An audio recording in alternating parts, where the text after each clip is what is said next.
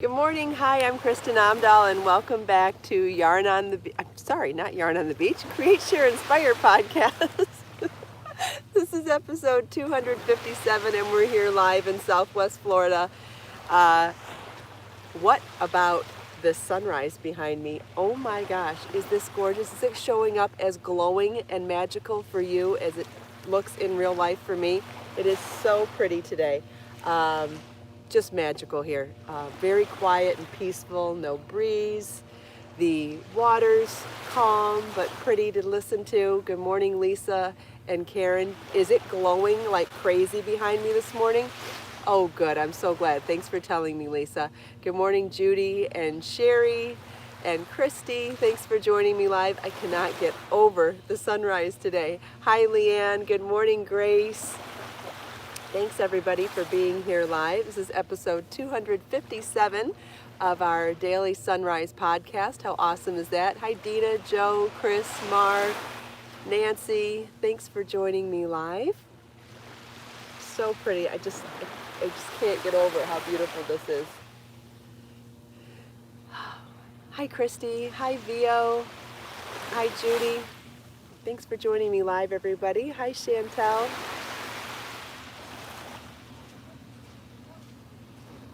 Wait and see if any more people join before I start talking. Hi Carol from England. Hi, good morning Karen. Yeah, it's incredible this morning, and sometimes it's just in one spot, but it just seems to be across the whole thing. I'm going to flip the camera around so you can see the whole thing. I'm at Bonita Beach this morning. So here is the beach to the north of us. You can see Sanibel Island and Fort Myers Beach up there. Few people at the beach, not many. And then you can see where the sun's going to come up over the buildings and the trees to the east.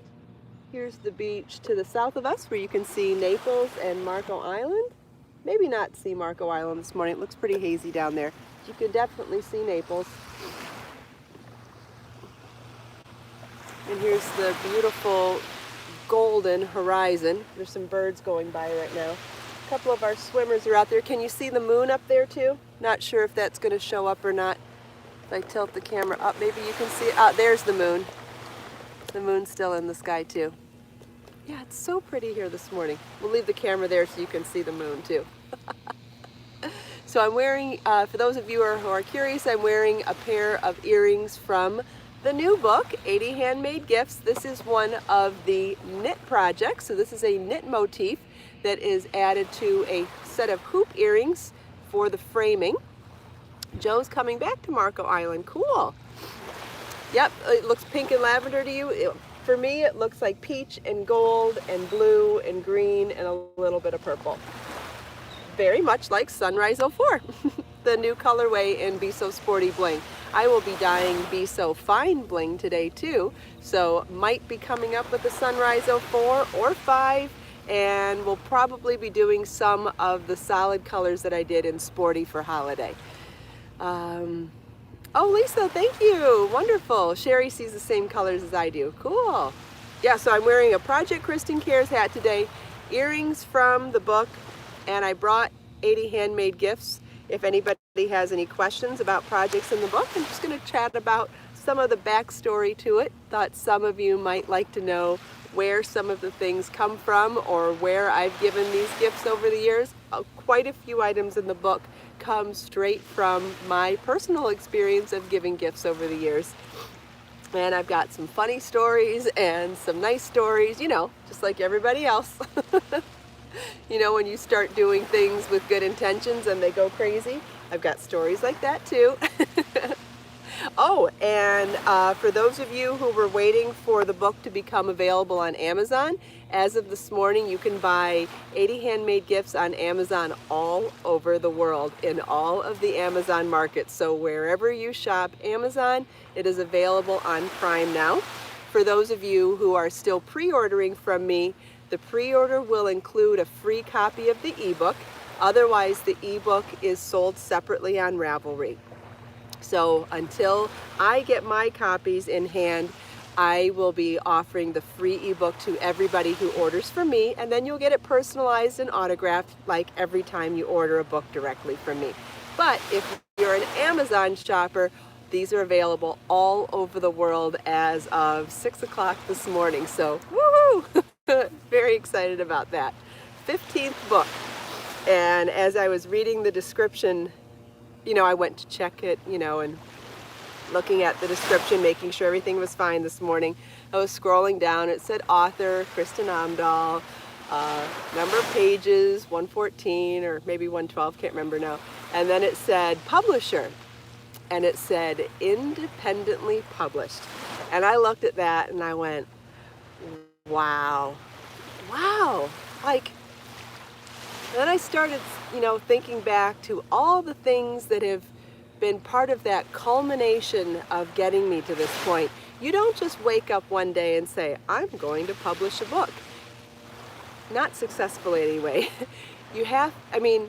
I've had so many different experiences in my life that have all culminated to bring me to this point. Whether it's from, starting my modeling career at 11 and learning about art and design and photography and learning about running a business and promoting a business and promoting a brand from such a young age, to just so many different things.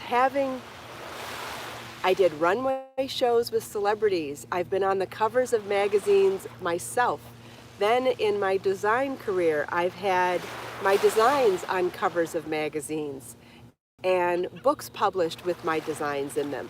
I've been interviewed by the Wall Street Journal about being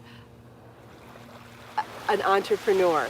I've had all of these amazing experiences over if I started at 11, I guess 30 some years.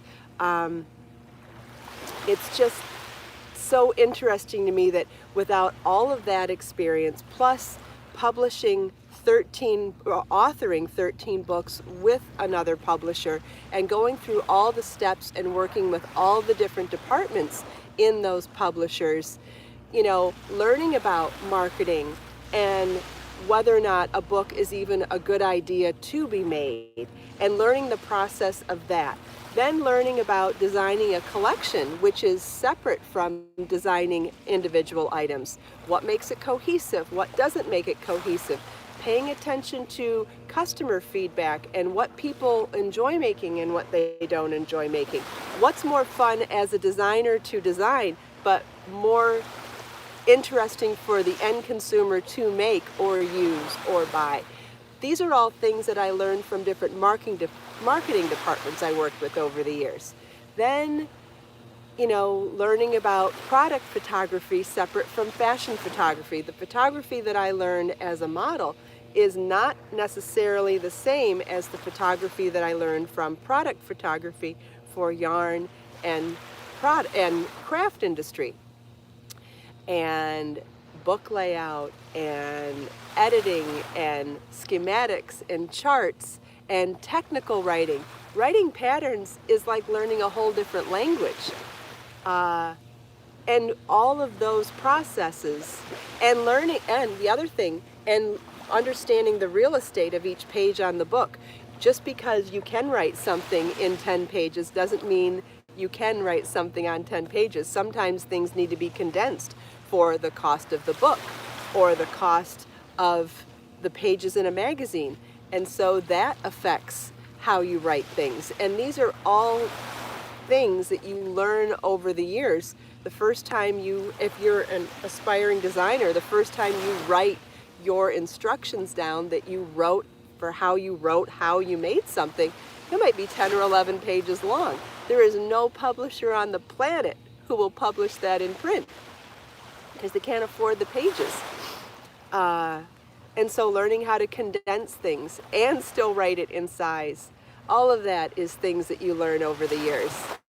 And you learn from good examples and bad examples, right? There are people that you've learned from that were kind to you, and there are people that you learn from who weren't kind to you, and that all adds up together. In fact, I talk to Marlon about that all the time, that, sometimes when you see bad examples of people behaving badly, and you can't, even as a parent, can't explain to your child why or how it's happening, all you can tell them is that it's an example of how you don't want to behave too, you know?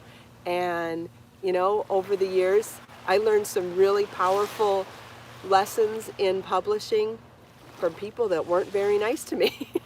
And you know what? It still sticks with you, right? And it's, if you allow it and you're open-minded enough, you can learn from all of it. And in lots of ways, I feel like I did. So, long story, not so short. Sorry I went off on such a tangent, but it's the culmination of all of those experiences that made looking at that title this morning, independently published, so incredibly sweet. And, you know, Motif Magic says it too. And when I did this book earlier this year, I was excited to see independently published on that too. But, you know, when you only do one of anything, you're a one-hit wonder. It's not until you've got more than one that you can say you've actually done, that you're accomplishing something. So, you know, it's not that I'm not super proud of every single one of those milestones I mentioned and all the other ones in between, because there's so many milestones that I'm proud of. It's the culmination of all of them that makes being an independently published author, meaning I am now a publisher too. So exciting. So exciting. So back to the book, if for anybody who didn't join right away this morning, 80 Handmade Gifts is available on pre-order from my website. And what that means is you would order it now. When it comes in, I will personalize it to you, write a little message, and autograph it. And while you're waiting for the book to arrive, which will be another week and a half or so, I will send you a free copy of the ebook so you can get started now. If you want to buy it on Amazon, it is available on Amazon with Prime shipping all over the world in every Amazon market as of this morning at 6 a.m.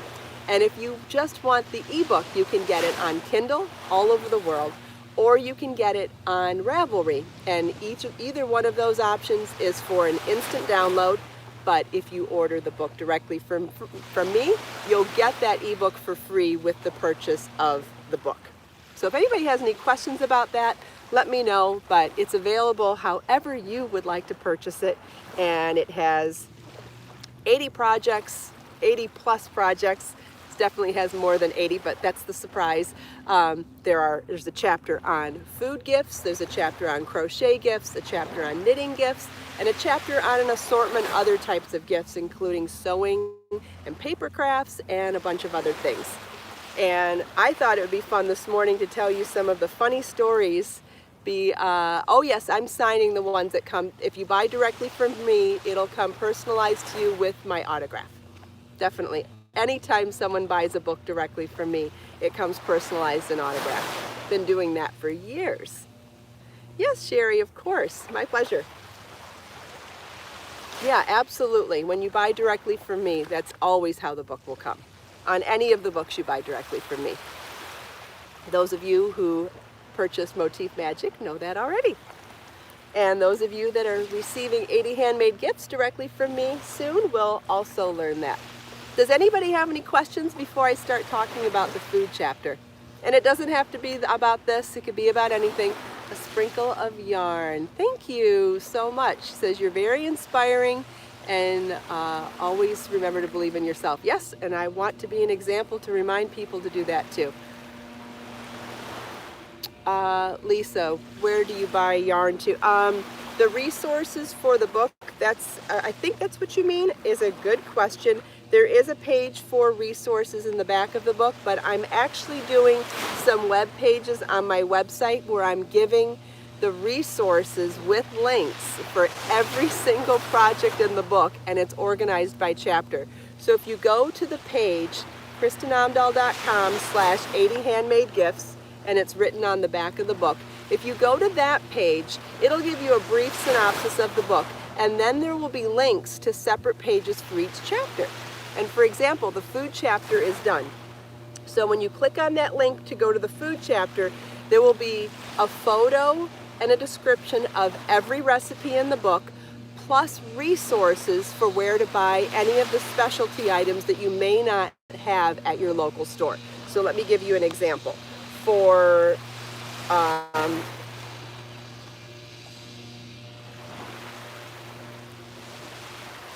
let's see, let's get a good example. Okay, so for the simple syrup recipe, I'm going to give you links for where you can find the bottles if you don't have a local source for that, and some of the specialty ingredients that I use for some. I think I have 15 different recipes on this page for simple syrups. So simple syrups counts as one recipe in the 80 book, 80 projects, but I give you all sorts of different types of variations of simple syrups. And so some of those specialty ingredients, I show you where to buy them online, as well as the jars. And so, for example, on the granola recipe, I show you where to buy tins and hinge jars and different things in case you don't have resources for that at home.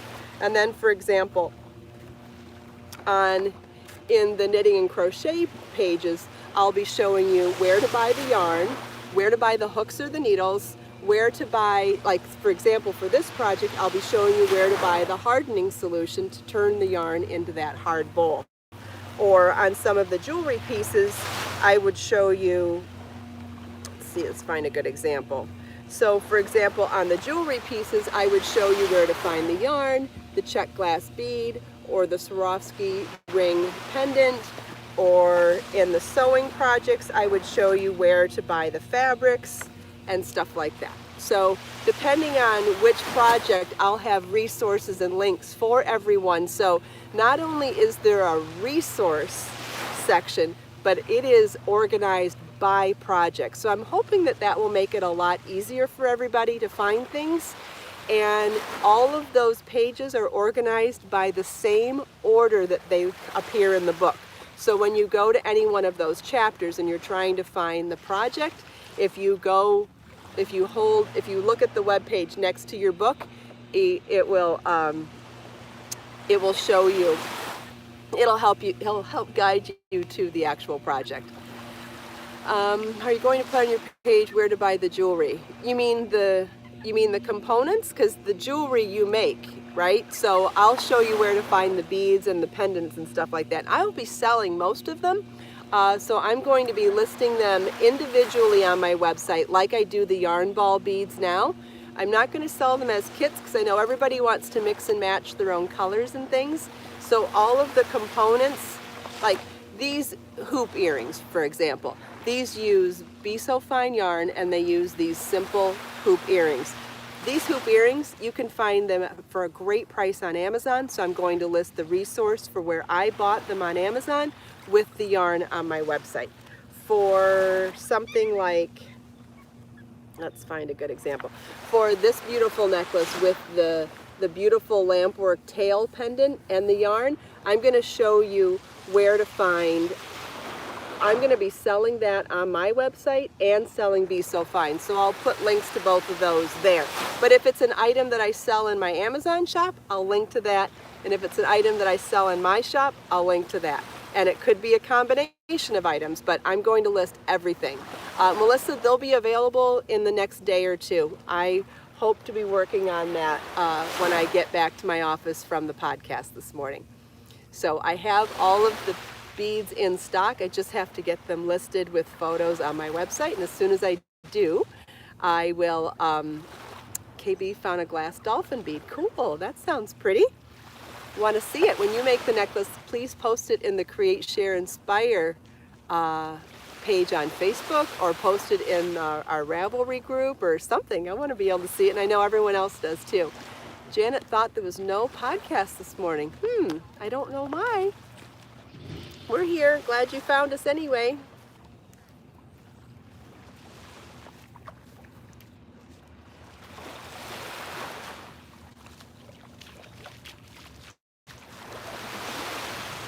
Wait and see what. Yeah, that'll be great, Karen. Are you talking about the Liz necklace? I think that was the Liz necklace that we were looking at. Is that the one you're going to make with the dolphin?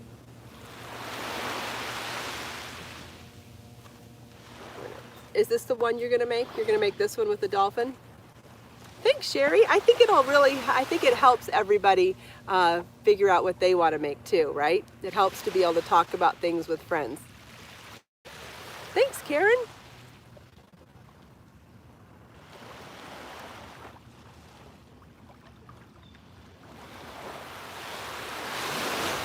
Okay, I don't see any more questions, so we'll move on. So one of the elements for making food gifts, well, I've been making food gifts since I was about 19. When I was 19 years old was the first time that I said, I need to make homemade gifts, handmade gifts, and not store-bought gifts for all the family functions I have to go to this year. And it was so funny because I had no idea what I was doing. I had no idea how much time it took to make things. And I just said, gonna do it. And so I went to the library and looked up books on canning, and I went to, this was way before the internet. Hi Janet, thanks for joining live. Janet, if you have questions about your ebook, please feel welcome to email me. Unfortunately, I wish I could do computer stuff and be here on the podcast, but I can't do both live. So just email me at projectkristincares@gmail.com if you haven't received your ebook. I have emailed instructions to everybody who's ordered. If you haven't received it, we'll figure out something else. Okay, so that first year I decided I was going to make jams, marmalades, pickled vegetables, mustard, cheesecake, and what else did I put into those baskets? I don't know, I put a bunch of different things in there. Went to the library to learn about canning, and I was like, that looks like a lot of work. And I found another book that said refrigerator pickles, and it showed how you could make things without all of the steps of regular canning. And I've got to say, I love pickles so much that they never last long for me anyway. And when I discovered that and never needed them to last longer, I've stuck with refrigerator style pickles ever since, which just means that they're not preserved and they go in the fridge and you eat them within a couple of weeks and they're done. So that's the reason why the pickles that I've put in this book are all refrigerator style pickles, because it's a great beginner step into canning. Doesn't have as many steps as canning, and I feel like it was a great way for me to enter the world of pickling and canning without having to go all the way. And so I've always liked sharing that type of gift with other people for the same reason. It's a beginner step into that world, right? Just like a beginner project in knitting and crochet. So then when I decided to add refrigerator pickles into the book, I thought, okay, what are some of my favorite recipes over the years that since I've been doing refrigerator pickles?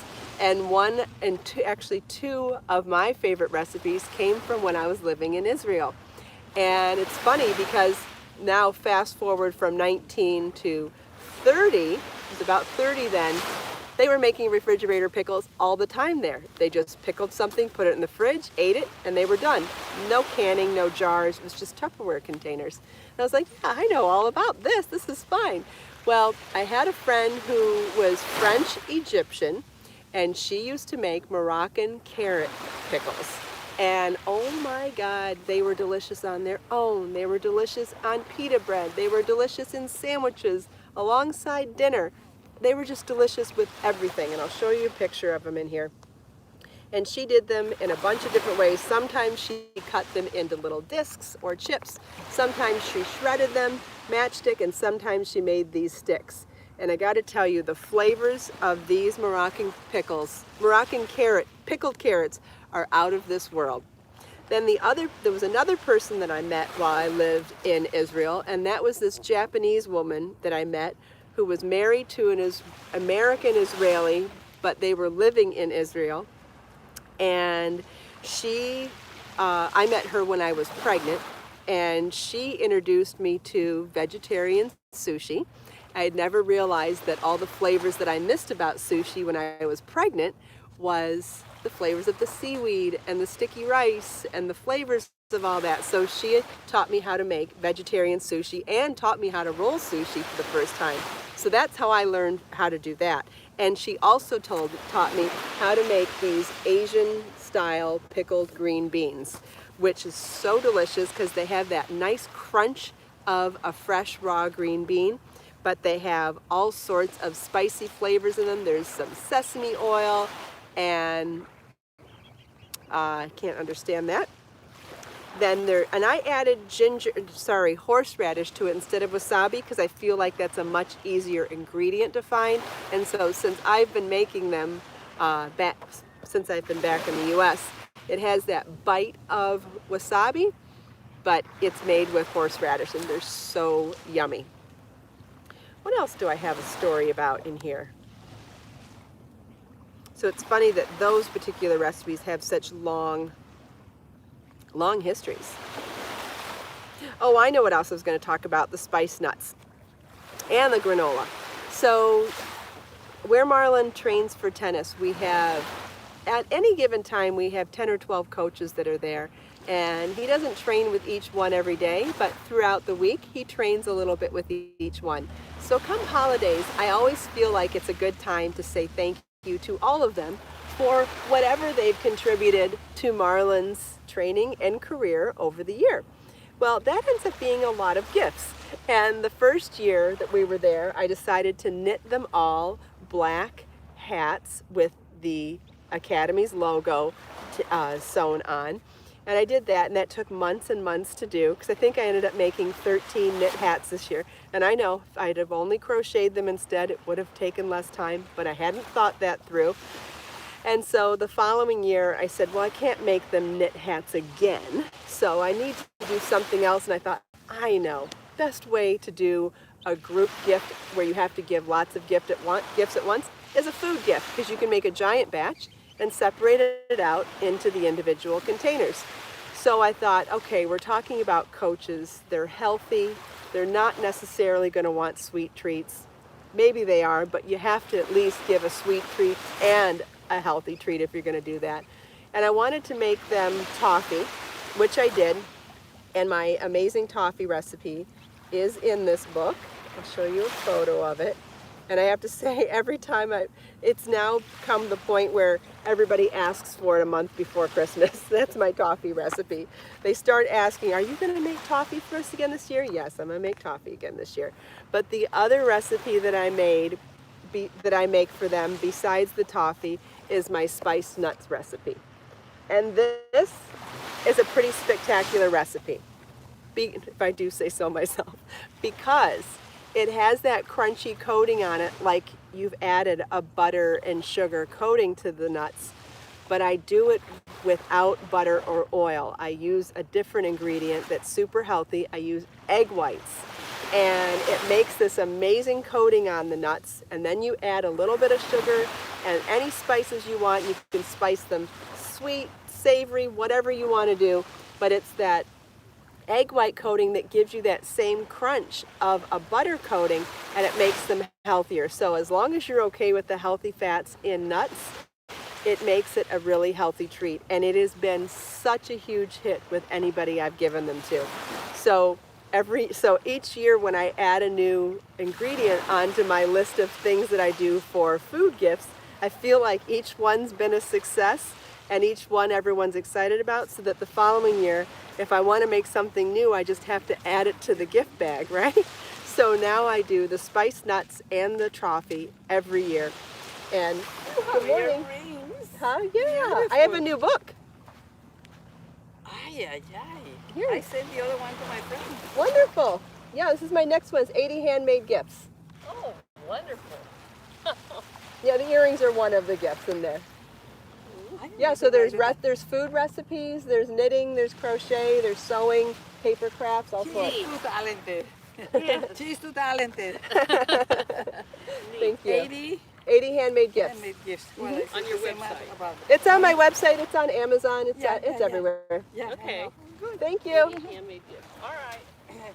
Good luck. Thank you.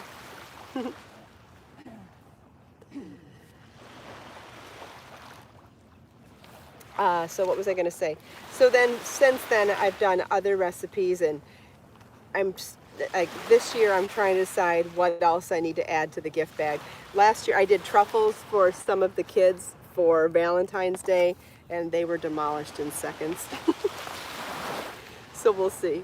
Oh, the cheese log. This is something that when I used to live up north and I had lots of family around years ago, we used to always do holiday dinners with a bigger group, and I was always responsible for appetizers because everybody loved my cheese dips. And I'd had an assortment of stuff, and I either made them as dips or as balls or as logs.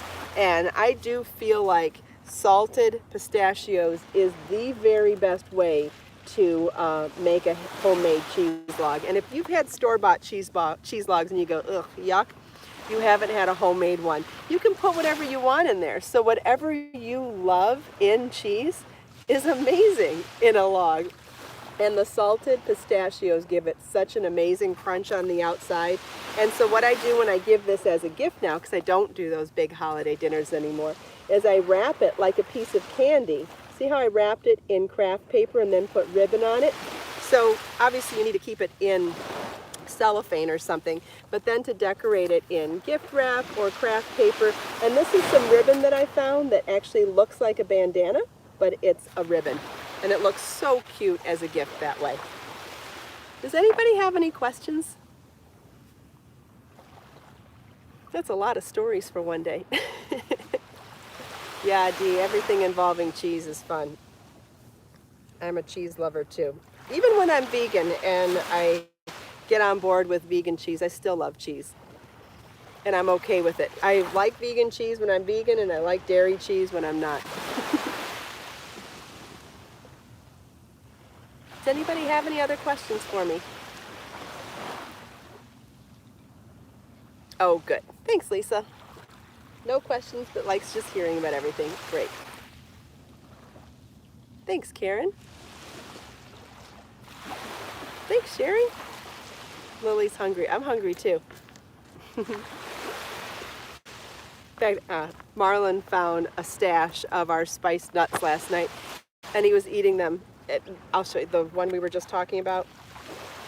He found a stash of these just last night, and we're on the last of a batch, so I have to remake some now. But he found a stash of it last night. He goes, "These are healthy? Are you sure?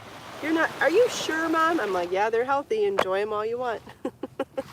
He goes, "Yes." And so he ate the whole container. Yikes, now we are out.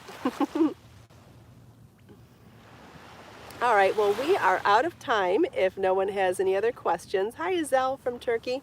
So let's take a minute here and look out on our amazing view. Soak in all the beauty and set our intentions for the day.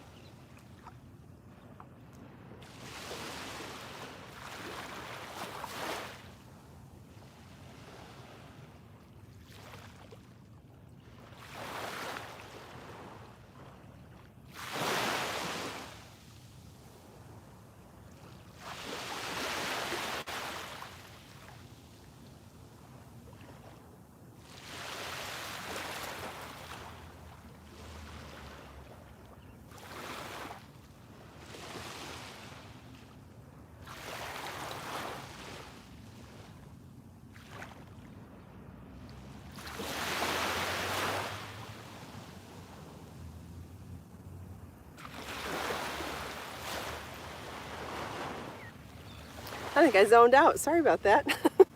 Started thinking about what I need to do today. Anyway, thanks so much for taking time out of your busy day to spend a few minutes with me. I hope you enjoyed the sunrise, the sound of the waves, the beautiful scenery, chatting with me and everyone else here.